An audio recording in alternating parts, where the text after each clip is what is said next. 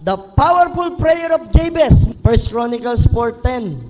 Ngunit nanalangin si Jabez sa Diyos ng Israel at sinabi, pagpalain po ninyo ako, palawakin ninyo ang aking lupain, samahan po ninyo ako at ingatan sa anumang kasawi ang makakasakit sa akin, at ipinagkaloob ng Diyos ang kanyang kahilingan.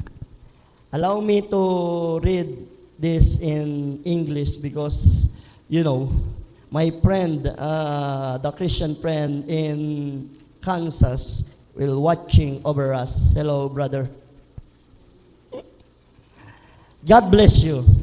Kaninang umaga, ang sweet namin dalawa eh.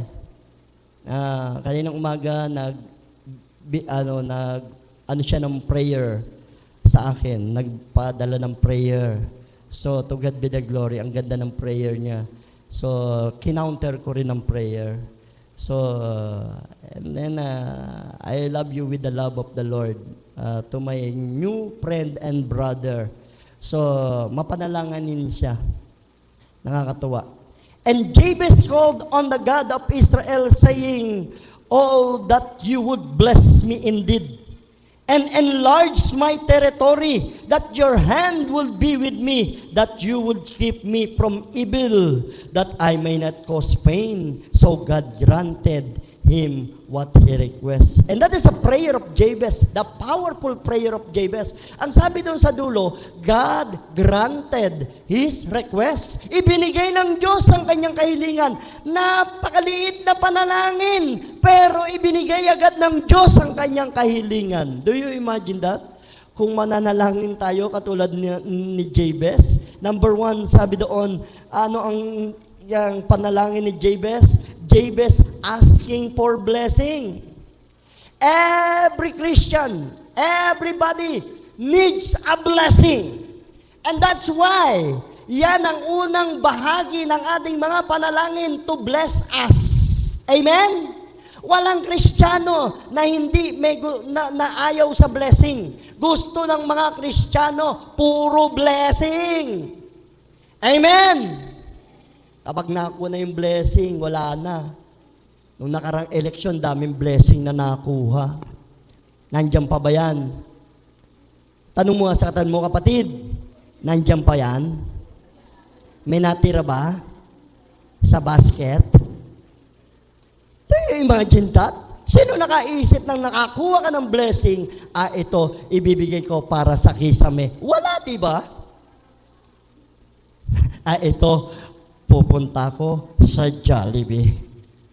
Ito, bibili ko ng bagong gadget.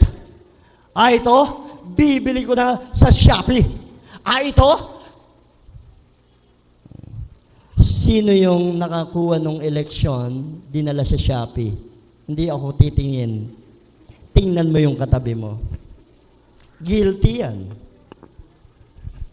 And Jabez asking for blessing. Jabez pray for God's bless me indeed. Do you imagine that the blessing what Jabez wants? Indeed, lubos, pagpalain mo ako ng lubos. Huwag kang hihingi sa Diyos ng kakarampot. It's just a little bit blessing. No way. Minamaliit mo ang Diyos eh. Amen? Tapos siya, kontento na ako dito, sapat na sa akin to. Gusto niyo pumunta ng ibang bansa? Hindi, okay na ako dito. No way. Alam niyo ako, kapag humilang ako sa Diyos, laksa-laksa. Alam niyo, hiling ko sa Lord, Lord, kindly give me specific 1 million pesos. Not for me, but for the ceiling, but for the kisame and the other sa church. Yun ang iniling ko. Pero ibinigay na ng Lord yung 1 million pesos ko eh. Why? Sa pamamagitan ninyo na tumutulong sa akin na mapaganda ang iglesyang ito. Amen? Palakpakan nga natin ang Lord sa buhay ninyo. Ibinigay na ng Lord yun. Chap-chap nga lang. Do you imagine that? Nandito yung 1 million. Nandun sa ibang bansa 1 million. Nabubuo ng 1 million. Amen? Nandito sa church na ito, sa mga nakaupo, ang 1 million nabubuo. Amen? Alam nyo, tong week na to, nakausap ko na yung kapatid natin, ikakabit na daw yung bintana natin. Do you imagine that? Ikakabit na yung sliding door ng bintana natin. Ay, sliding window. Palapakan nga natin ni Lord. Sliding door. Tingnan nyo nga. Window pa lang inaano ko. Yung sliding door na yung pinaisip sa akin ni Lord. Ganun ka-advance magbigay si Lord. Wala pa, i-claim mo na. Darating na sa'yo. Amen! Wag ismuli ng Panginoon. God is a big God. God wants us to bless, to prosper. Yan ang gusto ng Diyos. Kaya bakit ka hihingi ng konti lang? Damihan mo na. Huwag ka nang pabebe. Huy, hihiling ka rin lang. Pabebe ka pa. Lord, sige na po, kahit isang kisame lang. Ganun ba yung hiling mo? Ang liit lang. Tingin mo sa Lord. Alam nyo, isa pang hinihiling ko sa Lord, Lord, pagkatapos ng kisame, hihingi ako ng service ng church. Yung maihahatid na lahat, sama-sama, L300. Or di kaya ay isang malaking van. Hinihiling ko sa Lord yan. Hindi ko iniis mo lang, Lord. Kasi binigyan niya ako ng kotse. Binigyan niya ako ng motor. Amen? Binigyan niya ako ng relo. Hindi lang isa to. Pasok kayo sa loob. Ang dami po nito. Binigay sa akin ni Lord. At hindi basta-bastang relo. Sabi ko nga kung hindi lang baka dumating yung nagbigay, pwede ko ng isanla Mapakisamihan lang to. Kaso ibinabalyo natin yung mga bigay ni Lord Amen? So, gusto niyo ba ng relo? Gusto ng relo? Baka isanla nyo lang, ayoko. Kayo, pag nangailangan kayo, benta rito, sanla rito Di ba? Do you imagine that? At yung mga pabango ko dyan sa biyaya ng Lord, sinasabi ko yung totoo. Because I ask God to bless me indeed. Amen? If you ask God to bless you indeed, yes, indeed, God bless you. Ipe-bless ka talaga ng Lord. Huwag ka nang patumping-tumping pa. Yung mga pabango ko dyan, ayan, naka-display. Dami, para ako nagtitinda ng pabango. Pag birthday ko, pabango lang, okay na ako Kaya kada birthday, dami-dami pabango Pinagmamalaki ko ang Panginoon, ha? Meron akong perfume. 3 yan. Galing Canada lahat. Iba-iba ang nagbigay. May mga pangalan yan. So, pinagmamalaki ko ang Diyos sa buhay ko, sa inyong lahat. Yan lang ang pagyayabang ko, ang ipagmalaki ang Diyos. Amen? Because, hindi ko minamaliit ang Lord. Huwag niyong maliitin ang Diyos. God is a big God. Gusto mo mabroad? Ask God. And claim it. Pero gumawa ka ng passport. Di ba? Prayer without action is dead. Faith without action is dead. Nangangarap ka rin lang, ba't hindi pataasan ng pangarap mo? Puro ka na pabebe na, okay na ako, ganito na lang, sapat na sa akin. Ibinibigay na nga ng Diyos sa'yo, ayaw mo pa. Claim it. Sino gusto mo ma-abroad? Taas ang kamay. Yun. Dami. Granted na yan. Believe it and ask God. Believe it. Dito, walang nagtaas ng kamay. Ask God and believe that you will receive. Si Jabez, oh God, meron pa yung, oh God, bless me indeed. Do you imagine that? Number 2, anong prayer ni Jabez? Expansion and presence of God.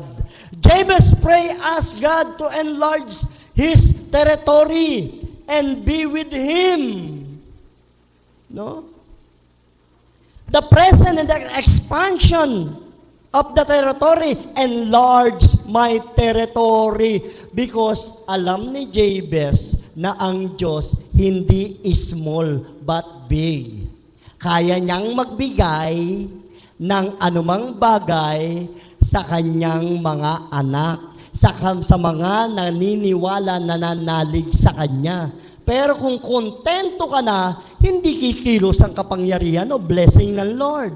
Kung hanggang diyan ka na lang, kung gusto mo, eto na lang, mamamatay kang ganyan, kapatid. Pinanganak kang mahirap, mamamatay kang mahirap, hindi gusto ng Diyos yun. Hindi mo naranasan ang kaginawahan. Kasi, naging tamad ka. Diretsahan. May sinasabi sa Bible, kapag tamad, hindi pinagpapala yan. Kumilos ka, gumalaw ka. Kung gusto mo, huwag mong iasa sa iba ang blessing ng Lord. Kasi iba ang blessing ng Lord sa'yo, iba ang blessing ng God to others. Hindi pare-pareho tayo ng blessing. Bagamat pwede nating makamtan yung nasa iba, pero iba pa rin ang kapamaraanan ng Diyos sa biyaya ng Panginoon. Amen? Iba-iba ang blessing ng Lord. Mga magulang at kapatid, magkakaiba po tayo ng blessing na tinatahak. Praise be the name of the Lord God.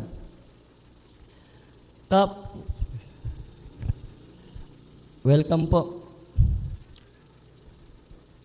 Praise God. Upo po tayo.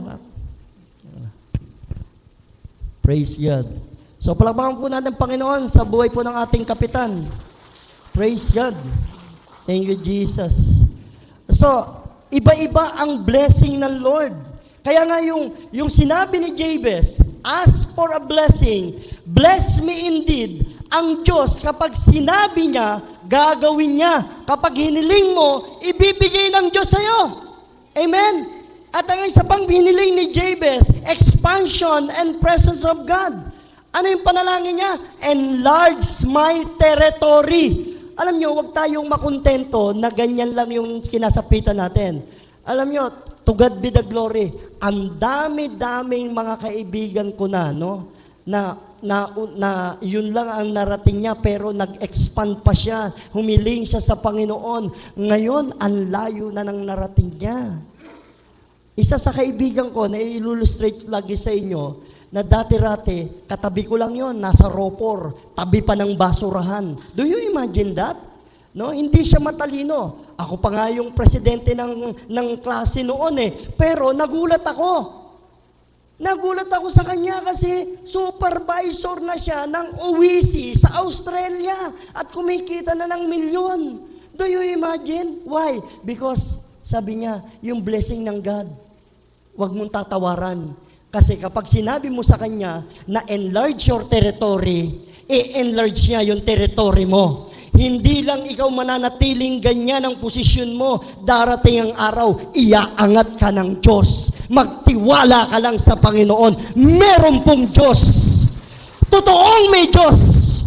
Amen? At papatnubayan ka niya sa lahat ng lakad mo. Seeking God's presence and guidance. Kapag nakamit mo na yung blessing ng Lord, inangat ka na ng Diyos sa iyong posisyon, tandaan mo, always be humble yourselves. Magpasalamat ka sa Panginoon at manalangin ka na huwag kang ilayo, huwag lumayo ang presensya mo, ang presensya ng Diyos sa buhay mo.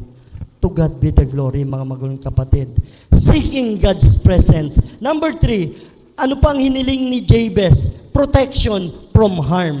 Sa mundong ito, mga magulang kapatid, ang daming nananakit. Amen? Lahat tayo nasasaktan kung minsan. Ang daming nananakit sa sanlibutan ito. Kapitbahay mo na, sinasaktan ka pa Tama ba? Amen? Kaibigan mo, sinasaktan ka pa Ang daming nananakit sa mundong ito. Lalo na kapag pinagpapala ka ng Panginoon. Ang daming naiinggit sa'yo. Amen? Maraming mga tao na naiinggit sa'yo. The prayer of Jabez, pray for God the protection, asking God to keep me from evil. Why? Bakit sinabi niya, Lord, wag mo akong iiwanan kapag pinagpapala mo na ako. Kapag nandito sa posisyon na ito, wag mo akong iiwanan. Why? Because there's an evil ways in this world. Amen? Meron pong mga, ang mundo ay labis sa napakasama. Sabi niya, ilayo mo ako sa masama. And that is the prayer of Jabez. That is the prayer of Jabez, mga magulang kapatid. No? Ilayo mo ako sa masama. The days are evil. Ang daming kasamaan ng mundong ito. No? In Matthew 6:13, ano po ang sabi ng Panginoon diyan? At huwag mo kaming hayaang matukso kung hindi iligtas mo kami sa masama. There's an evil ways in this world so much. Ang dami-dami. Sa social media makikita mo, kabit-kabila, nagtitirahan sila. No? Yung iba hindi matanggap, yung coming election hindi matanggap ang pagkatalo. Nagbabanatan pa rin, kumakampi pa rin sa wala ng posisyon. Makikita mo yung kasamaan ng mundo, hindi nagkakaisa ang ating gobyerno, hindi nagkakaisa ang bayang ito. Do you imagine that? All the senators sa ibang bansa rin, ganun din. No? Nagbabatuan pa nga sa ibang bansa eh. Dito, bangayan ng bangayan, siraan ng siraan social media. So, ang sama ng daigdig, ang sama ng mundo. Tapos, kasamaan pa ng kapitbahay mo. O ano yung chinichismis sa'yo. Grabe na. Kaya nga ang panalangin, sabi ng Panginoon, ganito kayo manalangin. Isa sa panalangin ay tinuro ng Lord, ilayo mo kami sa tukso. Ang daming tukso. Amen? Hindi lalayo sa iyo ang tukso. Ang tukso ang lalapit sa iyo. Coming soon, kapag ang mga kandidato nyo may kalaban, maraming tukso. Sino ang pipiliin ko? Si Aida, si Lorna, si Pe. Ang 3 ulo. Ang 4 na ulo. Ang 6 na ulo. Sino pipiliin mo doon? Ang 1,000? 1,005? O 2,000? 3 ulo yun. Nakalagay doon. Pero ngayon pinalitan na, di ba? 1 agila. 1 agila, saka ano ba yung nasa 500 ngayon? Whatever. O 2 agila. Mas mataas ang lipad ng 2 agila. Amen? O Lord, manalangin ka na. O tukso, layuan mo ako. Amen? Maraming nakakatukso sa paligid natin. Ephesians 5:16, anong sabi diyan? Gamitin ninyo ng lubusan para sa mabuti ang bawat pagkakataon, sapagkat puno ng kasamaan ng sanlibutan o kasalukuyang panahon. The days are evil. Wala nang mabait. Tingnan mo katabi mo. Tingnan mo, kung mabait yan. Kung mabait yan, may natira dito sa basket. Naalala ang Lord. Hindi, joke lang. Number 4, last but not the least, faith and trust. Ito ang panalangin ni Jabez. Jabez pray, demonstrate his faith and trust in God's ability to bless and protect. Ang Diyos nagpoprotekta. May protection ng Diyos. Amen? Hallelujah. At ang Diyos, totoong nagpapala. Yan ang pananampalataya ni Jabez. Sa kabila ng pagtitiis, sa kabila ng paghihirap, no? Yung sinabi niyang, ilayo mo ako sa tukso, proteksyonan mo kami, God will protect. Totoo yun nasa puso ni Jabez kasi yung panahon na yon punong-puno ng kahirapan, punong-puno ng punong-puno ng mga labanan. No? Kaya humingi ng protection si Jabez. Proteksyonan mo kami sa masamang mundong ito. Makaligtas nawa kami sa mga kaaway. Labanan ng labanan ng panahon ni Jabez. Kaya ito yung nausal na panalangin niya. Ang panahon niya ay punong-puno ng hapis. Kaya nga pangalan niya Jabez because of hapis. Ang Tagalog ng Jabez is hapis o pain. Ang ibig sabihin ng Jabez is pain. Kaya huwag niyo papangalanan Jabez yung mga anak niyo. Pain. Maliban na lang kung mananalangin siyang bless me indeed, magmanifest nawa sa kanya yung kanyang panalangin na yon na katulad ni Jabez. Pag hindi siya nanalangin na yon, pangalan niya is pain. Mula nang pinanganak kita, anak, ang hirap. Naghirap ang buhay namin. Kasi pinangalanan mo akong Jabez. Ano bang pangalan ng Jabez sa Bible? Hapis. Pinangalanan yung Jeremiah. Ano ba yung Jeremiah? Meaning ng kahulugan Jeremiah. Kuha kayo ng kuha sa Bible. Hindi nyo inaalam kung anong ibig sabihin ng pangalan. Magmamanifest sa anak nyo yun. Jeremiah is the weeping prophet. Reklamo ng reklamo. Angal ng angal. Iyak ng iyak. Weeping prophet. And that is Jeremiah. Ang ganda lang ng pakinggan Jeremiah. Pero ang kahulugan, weeping.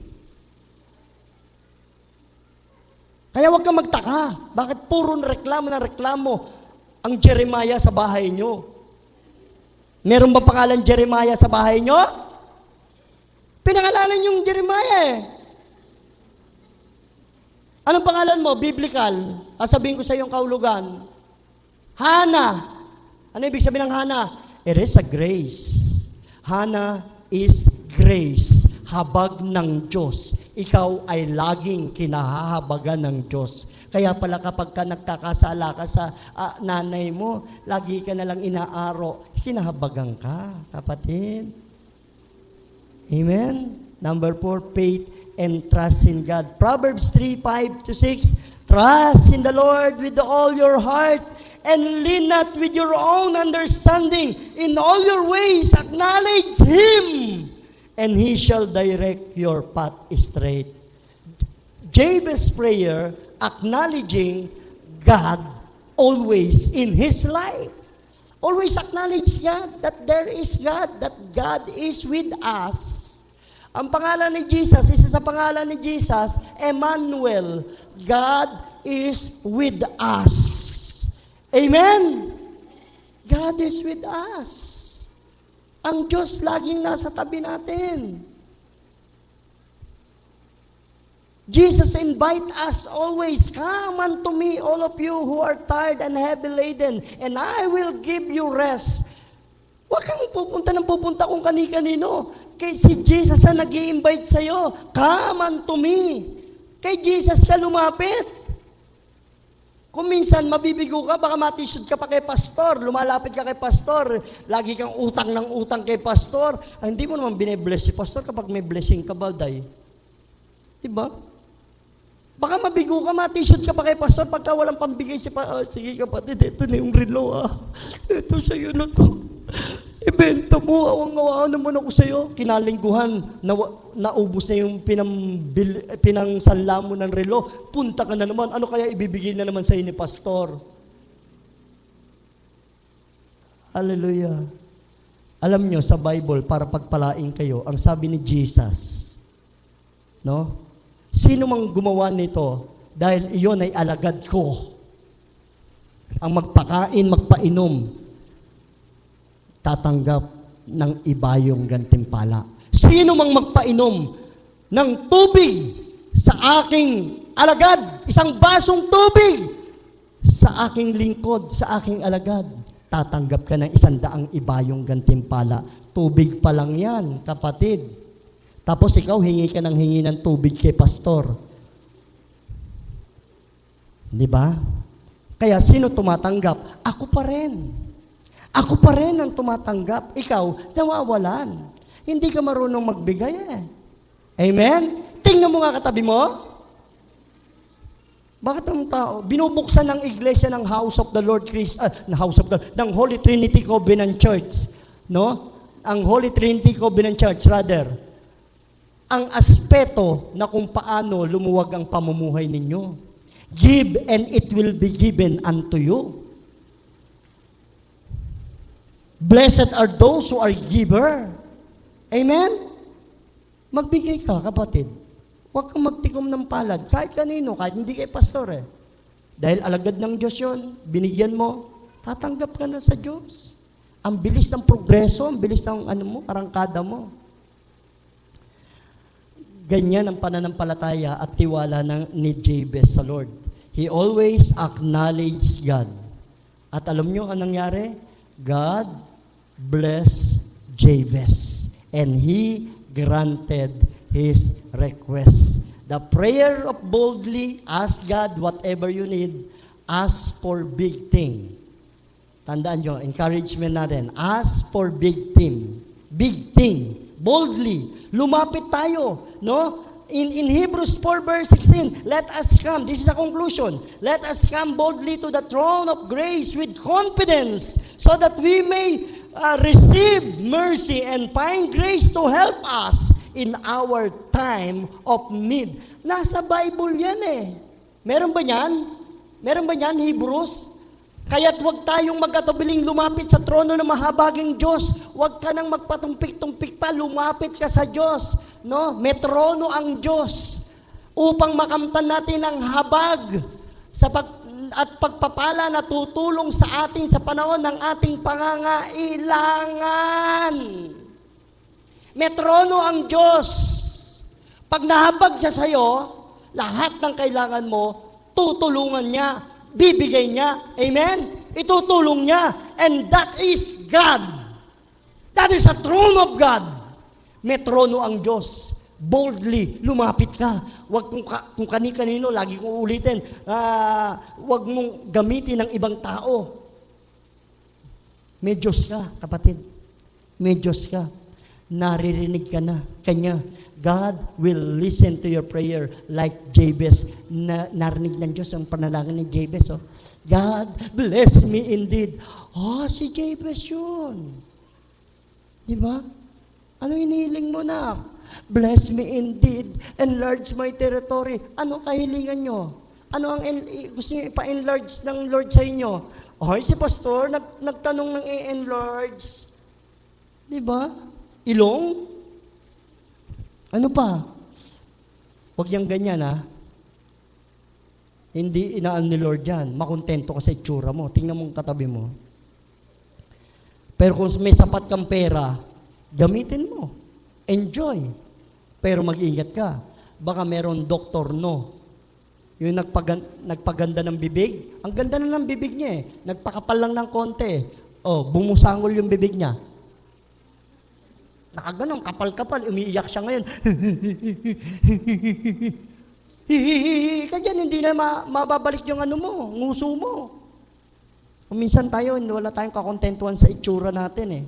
Kahit ano itsura mo, may katapat ka, kapatid. Sabi mo nga, kapatid, may katapat ka. Yung iba, nakita na yung katapat, di ba? Ganyan na itsura natin, nakakita na tayo ng katapat, di ba? Mahalin nyo na yung katapat nyo. Kung yun na yun, yun na yun. Huwag na kayong umiling pas. Meron ka ng Hapon, tapos gusto mo pang Arabo, gusto mo pang huwag na. Kung may Amerikano ka, Amerikano na lang. Makontento na tayo. Amen? Kung may Pilipino ka, Pilipino na lang. Kahit na sabihin pa, sinaan nila lang, ganyan yung nguso niya, ilong niya, okay lang. Basta sa'yo, gwapong-gwapo ka, gwapong-gwapo siya sa'yo. Hallelujah. Trust in God's goodness. Seek God's presence. Jabez's prayer highlights the importance of seeking God's presence and guidance. Guidance in our lives. Ayan, that is a prayer of Jabez. Yung guidance ng Lord. Amen? Yung guidance ng Lord. My dear brethren, God is a big God.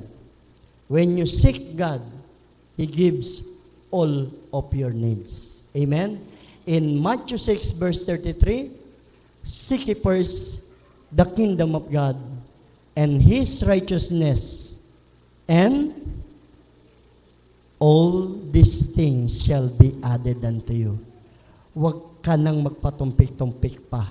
lumapit ka sa Diyos. Ang sabi niya, all these things shall be added unto you. Purihin ang Panginoon.